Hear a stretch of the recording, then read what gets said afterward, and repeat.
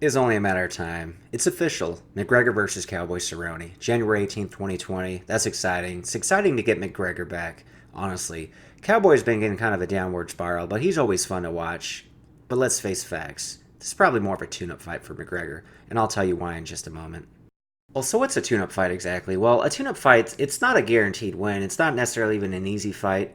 It's a way for a fighter to kind of knock off some ring rust if he's been out for a while. And McGregor honestly hasn't fought since October of 2018 when he lost to Khabib. His last win actually came in 2016 when he got the lightweight title against Eddie Alvarez.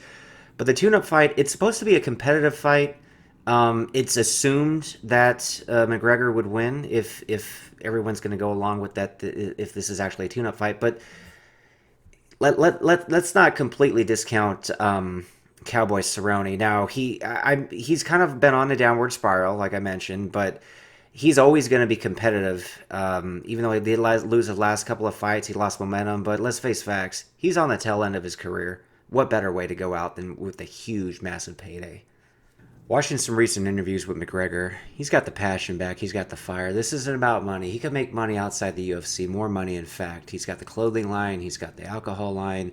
He's got a lot of business opportunities. More important, he's got the name, and that's what matters. But regardless, he's going to put asses in seats. I'm going to watch this fight. You're going to watch this fight. Everyone's going to watch this fight. If you're a mixed martial arts fan, how the hell can you not? Finally, great to see him back in the ring. Cerrone, he's a great fighter. Great at welterweight, great at lightweight. You know, the fact that this is at welterweight, Cowboy Cerrone is actually, he's just a bigger guy in general. So McGregor struggled at welterweight. Cowboy could never fight at 145. McGregor dominated 145, did really good at 155, didn't have a lot of fights. But you gotta remember, pre-UFC days, he actually dominated. Now, one of the more interesting comments was from Dana White, who said the two will fight at welterweight. Now, that's not the interesting part, but he said for a non-title fight. Well, no shit. Cerrone's not the champ at welterweight. McGregor's fought at welterweight twice, barely beating out Diaz the second time, years ago. Of course it's a non-title fight. It'd be ridiculous. But anyway, the fact that it's at welterweight's pretty interesting. Cerrone's just a bigger guy. He's been great at welterweight. McGregor fights welterweight when basically he doesn't have to diet for a fight. He was talking about eating steaks leading up to the fight with Diaz. You know, it's easy to make 170 for him.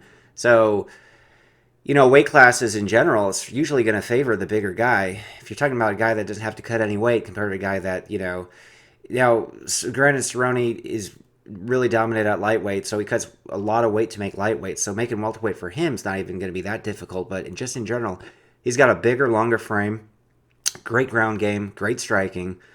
But you got to give the edge to McGregor. You really do. Cerrone, he's been on a downward spiral. And depending on how this fight plays out, I mean, the guy's fought so many times over the last few years that, the chin's starting to get a little compromised now. We'll see how this plays out, but honestly, this could be the downfall of Cerrone, and what better way to end than with just a massive payday. Now, I did a video about a month or so ago talking about McGregor's next fights, three of them going into 2020.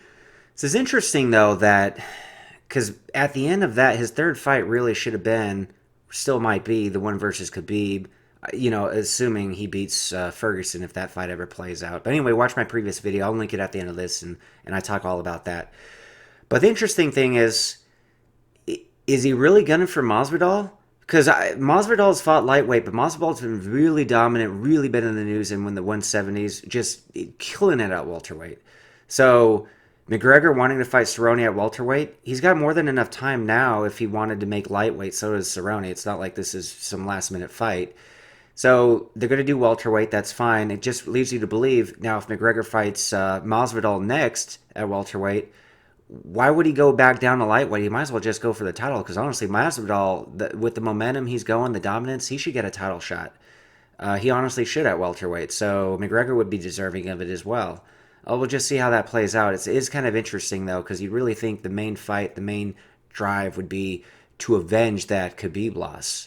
So I'm not sure so much that unless he wants to just get accustomed to fighting bigger fighters, and then when he cuts down, all of a sudden Khabib doesn't feel as strong. But I don't really think that's the case, because everybody who spars and fights Khabib, they say he feels. I mean, he's got the strength of like a light heavyweight when he's holding you down. So I don't really know what the plan is here. But either way, I mean, the Masvidal fight might even be bigger than Khabib. I mean, Masvidal is such an all-star right now. And McGregor wants the money fight. Now, obviously, any fight with McGregor is a money fight, really for the other guy.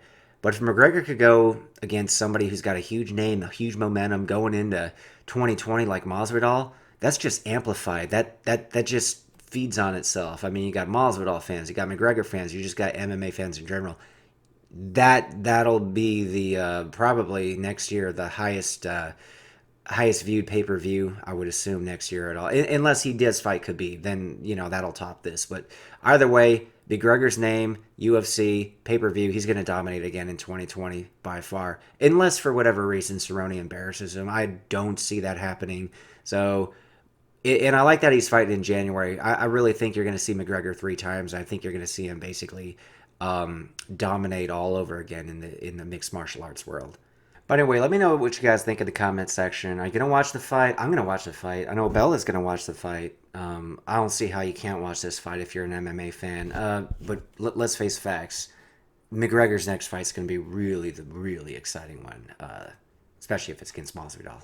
Anyway, thanks so much for watching, guys. If you like MMA content, bodybuilding content, fitness content, follow me, Viking Samurai. I'm gonna provide more of that content.